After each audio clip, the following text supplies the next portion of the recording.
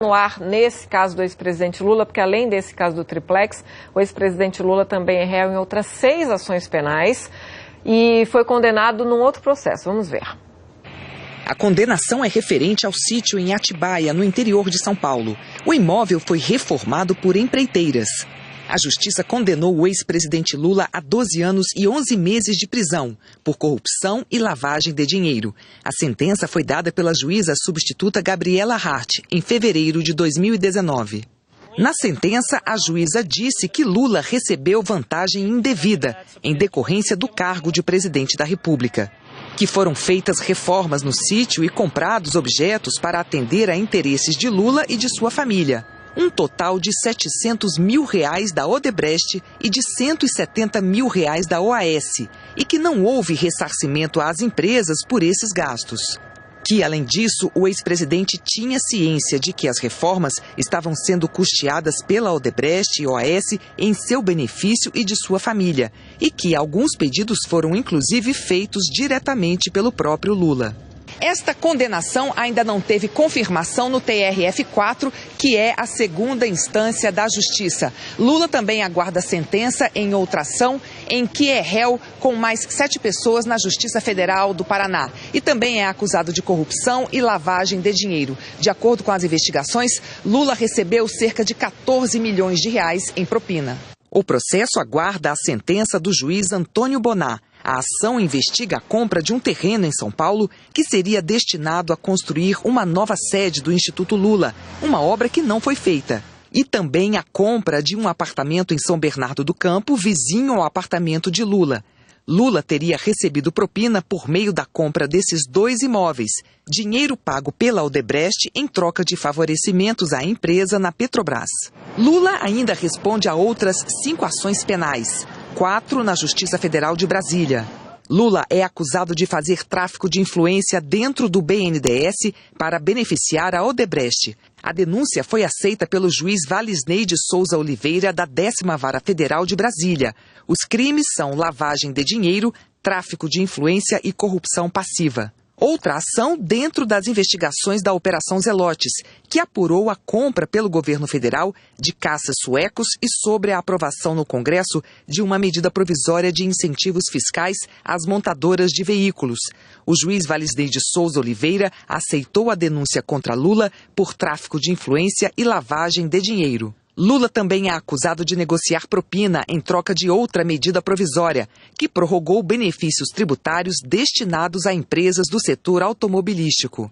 A denúncia foi aceita pelo juiz Valisney de Souza Oliveira pelo crime de corrupção passiva. Ainda em Brasília, Lula é réu acusado de fazer parte de uma organização criminosa, juntamente com outros integrantes do PT, para fraudar a Petrobras. Lula também é réu na Justiça Federal de São Paulo, pelo crime de lavagem de dinheiro, acusado de ter recebido R$1 milhão para intermediar discussões entre o governo de Guiné Equatorial e o grupo brasileiro ARG, para a instalação da empresa no país. A denúncia foi recebida pela juíza Michele Camini Michelberg, substituta na 2ª Vara Federal Criminal de São Paulo. Além disso, a Justiça Federal de Brasília ainda não decidiu se abre ação penal contra Lula em outra denúncia. A Procuradoria-Geral da República afirma que Lula foi beneficiado pela construtora Odebrecht, que prometeu em 2010 ao então presidente e colocou à disposição do PT R$64 milhões em troca de decisões do governo que favorecessem a empresa. Não há prazo para a Justiça decidir. Bom, para falar sobre esse assunto, a gente recebe aqui no estúdio o professor de Direito Penal da PUC-Rio, André Periquimanes. Mais uma vez, obrigada. Bom dia, professor. Bom dia. A Aline também tem entrevistado em São Paulo, né, Aline?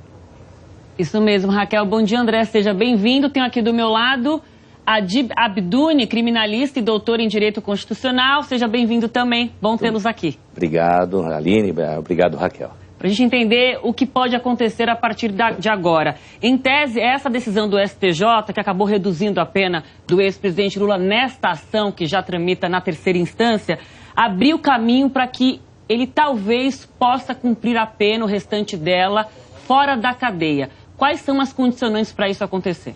Primeiramente, ele tem que... O tratamento que ele está sendo feito dentro do próprio presídio, o comportamento... com relação ao tempo que ele ficou. Por exemplo, ele já contou, já tem 1 ano e alguns dias, então isso vai pesar na progressão. E ainda nós vamos aí falar sobre o tempo dessa pena última fixada, de 8 anos e 10 meses, que vamos falar aí que ele tenha o benefício de 1/6, desde que ele não tenha outro processo sendo julgado em segunda instância. Se ele tiver esse problema do sítio, por exemplo, vai afetar essa progressão da pena. Então, é possivelmente que, não por este processo, mas pelo outro, ele fique preso. Então, nós temos aí que avaliar, ver se o tribunal vai julgar de imediato do tribunal. Até setembro, quando até seria a data? setembro, se contarmos a data, ou se ele vai ser liberado antes. Se ele ser liberado até setembro e não for julgado o processo, ele vai estar em liberdade, mas a liberdade é uma progressão que a gente fala de semiaberto, que ele pode ainda, inclusive, colocar uma tornozeleira, que é diferenciado, que eles colocam esse sistema diferenciado. Professor André, ainda falando sobre essa possibilidade, né, essa questão da progressão do regime, em setembro é 1/6 da pena, né, seria cumprido 1/6 da pena, então haveria essa possibilidade. Como é que funciona? O professor já falou que se houver uma outra condenação, tem uma reviravolta aí. Como é que então a justiça faz essa soma de penas? Como é que libera para uma progressão de regime? Como é que funciona isso na prática? Bom, na realidade, se ele for condenado em segunda instância, o juiz da execução penal vai fazer a unificação de penas. Então o cálculo de 1/6 não vai ser sobre 8 anos e 10 meses, vai ser sobre o somatório, por isso que isso interfere para ele. Agora, me parece importante deixar claro que quando a pessoa progride para o semiaberto, ela não necessariamente é posta em liberdade. Ela vai para uma outra unidade carcerária e aí ela tem que cumprir uma série de requisitos para sair e, mediante algumas condições, trabalhando e voltando para dormir no presídio, por exemplo, visitando a família periodicamente. Tem que comprovar um trabalho, né? Para poder sair do presídio e depois voltar. E não significa que a pessoa vai ficar em liberdade. Isso, enfim, é uma coisa que precisa ser bem compreendida. A pessoa fica numa outra unidade carcerária e pode sair mediante algumas condições e em determinadas situações. Professor Adib, queria falar sobre essa questão da redução da pena, essa análise que foi feita. O STJ ele não poderia julgar novamente o mérito, né? Ele só poderia rever a pena, quer dizer, reexaminar o mérito, não estava nessa questão agora, em relação às instâncias anteriores. Como é que a gente pode analisar essa redução de pena, essa análise que foi feita ontem no Superior Tribunal de Justiça? Eu entendo que a redução de pena, como ela foi posta ontem, ela já era esperada mesmo, porque se analisarmos do ponto de vista técnico, que a gente vê a dosimetria que ela foi exagerada. Ela foi exagerada principalmente na segunda instância. No juiz da primeira instância, ele levou em conta que ele era presidente, fez toda a observação da pena para a dosimetria ser adequada, mas chegou na segunda instância com preocupação. Nós entendemos aí que é uma preocupação sobre a prescrição, não saberia quanto tempo iria permanecer para ser julgado pelo STJ, o recurso. Então a preocupação era que aumentasse a pena, entendo assim, para que não chegasse a uma prescrição até etária, por causa da idade dele, de 70 anos, que é a idade avançada, acima de 70 anos, ele pode se beneficiar dessa progressão, na realidade dessa prescrição, né, processual, e extinguir a punibilidade. Mas não foi o caso, foi muito rápido, fizeram ontem, colocaram a julgamento, então não temos aí, não abrange, porque se nós fôssemos contar, seria 16 anos uma prescrição, ele teria a metade, seria 8, então ele, na realidade, ainda continuou na mesma situação. Então, eu acho que foi, dentro do parâmetro, foi justo, acredito aí que essa redução, até inclusive do valor que foi imposto inicial, ele foi exagerado, mesmo porque todo o patrimônio que estava sendo envolvido era bem menor.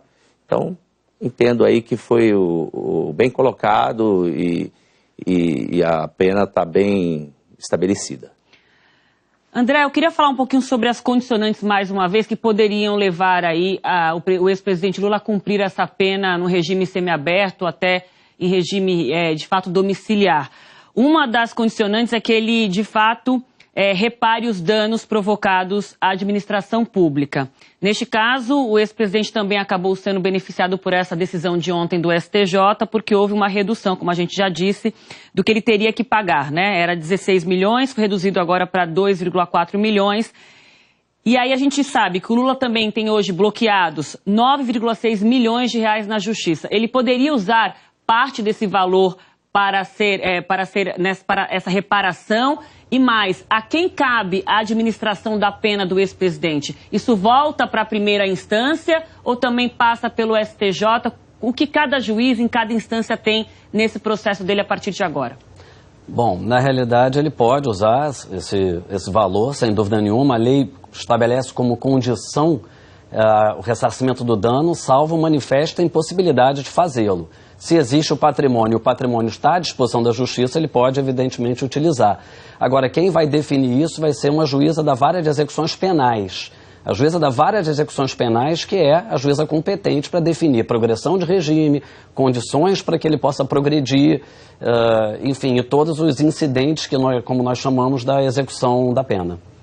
André, e falando ainda dessas condições, por exemplo, o que poderia ajudar na redução da pena? A gente sabe que tem trabalho, estudo, leitura, né? O que a defesa pode argumentar, o que pode ser pedido ou o que pode ser feito também para essa redução da pena? Essa situação é muito importante, porque a isso a lei dá o nome de remissão.